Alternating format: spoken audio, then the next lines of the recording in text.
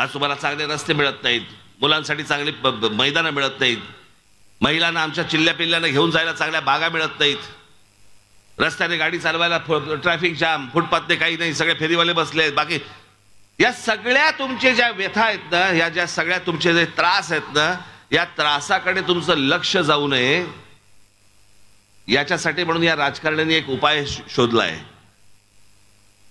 मी काय बोलतोय हे गांभीर्याने नीट विचार करा, घरी गेल्यानंतर पण विचार करा या गोष्टींचा. हे जी शहरं सगळी बकाल झालेली आहेत ना,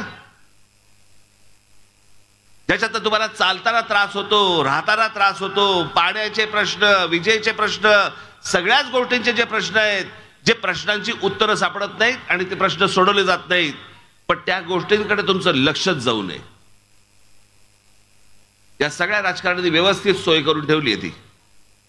आणि आमच्याकडच्या महाराष्ट्रामधले अनेक लोक त्या सगळ्या गोष्टींना ती जी भुरळ घातलेली आहे त्याला बळी पडतायत. आणि ती गोष्ट म्हणजे जाती जातीमध्ये द्वेष निर्माण करणं. महाराष्ट्रामध्ये आजपर्यंत काही जाती पाहिल्या नव्हत्या काय? प्रत्येकाला आपापली जात प्रिय असते, प्रत्येकाला आपापल्या जातीवरती प्रेम असेल. पण 1999 साली शरद पवारांच्या राष्ट्रवादी काँग्रेसचा जन्म झाल्यानंतर या महाराष्ट्रामध्ये जाती जातीचं स्वतःबद्दलचं प्रेम सोडून द्या, दुसऱ्या जातीबद्दलचा द्वेष निर्माण करायला सुरुवात केली. माझी तुम्हाला सगळ्यांना हात जोडून विनंती आहे, तुम्ही एक महाराष्ट्र म्हणून एक राहायला पाहिजेत. या लोकांच्या नादी लागू नका. माझ्यासाठी जशी माळी ही जात जशी प्रिय आहे, तशी मराठा माझ्यासाठी प्रिय आहे, तशी ब्राह्मण प्रिय आहे, तशीच माझी आगरी प्रिय आहे, माझी सगळ्या जाती माझ्यासाठी प्रिय आहेत. एकमेकांमध्ये मतभेद निर्माण करणं आणि द्वेष निर्माण करणं माझ्या मनात पण कधी येत नाही. या लोकांच्या येतं कसं मनात? आणि ह्याच राष्ट्रवादी काँग्रेसच्या जन्मानंतर ह्या सगळ्या गोष्टी सुरू केल्या. होय, मी तुम्हाला थेट सांगतोय, राष्ट्रवादी काँग्रेसच्या जन्मानंतर शरद पवारांनी या महाराष्ट्रात हे राजकारण करायला सुरुवात केली. तोपर्यंत आमच्या मनात पण कधी येत नव्हतं. आणि मग आमचे महापुरुष वाटायला सुरुवात केली. आमचे छत्रपती शिवाजी महाराज मराठ्यांचे, डॉक्टर बाबासाहेब आंबेडकर आमचे दलितांचे, ज्योतिराव फुले आमचे माळ्यांचे, लोकमान्य टिळक आमचे ब्राह्मणांचे. स्वराज्य हा माझा जन्मसिद्ध हक्क आहे आणि तो मी मिळविनाच, ही घोषणा काय त्यांनी ब्राह्मणांसाठी केली होती काय? या देशाच्या स्वातंत्र्यासाठी केली होती ना. माझ्या महाराष्ट्रामधल्या मुली शिकल्या पाहिजेत, त्या कोणत्या का जातीच्या असेना, पण त्या माझ्या मुली शिकून मोठ्या झाल्या पाहिजेत. हा विचार ज्या आमच्या ज्योतिराव फुलेंच्या मनामध्ये आला, तो काय माळ्यांसाठी आला होता काय?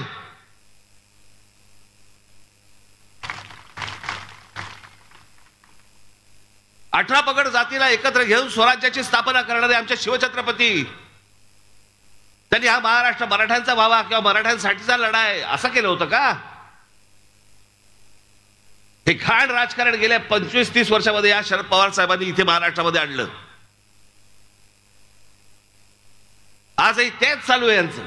तुम्ही बळी पडू नका या गोष्टीला. मी माझ्या 2-4 सभांबद्दल सांगितलंय, पुन्हा एकदा सांगतो. याचं कारण तो स्क्रू जो आहे ना, तो तुमच्या फिट झाला पाहिजे आतमध्ये.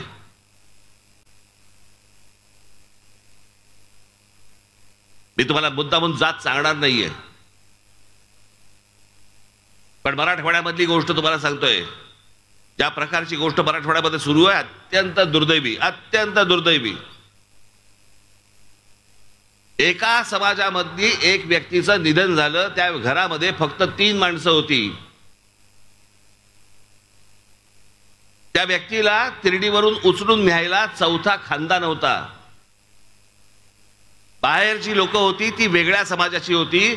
एरवी इतकी वर्ष खेळीबेळीने राहणारी सर्व लोक तिथे तिरडीला खांदा द्यायला तयार नव्हती, कारण ज्याच्या घरातला जो गेलाय तो वेगळ्या समाजातला आहे, आम्ही वेगळ्या समाजातले आहोत, आम्ही वेगळ्या जातीचे आहोत.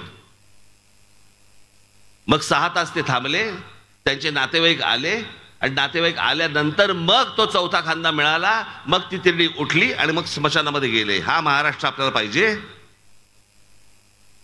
ही घाण आपल्याला पाहिजे महाराष्ट्रामध्ये? अहो याच्याबद्दल तर आम्ही बोलत होतो. उत्तर प्रदेश आणि बिहार आणि या सगळ्या राज्यांमध्ये या सगळ्या प्रकारच्या गोष्टी या जातीवर होतात. महाराष्ट्राचा उत्तर प्रदेश बिहार करायचा आम्हाला?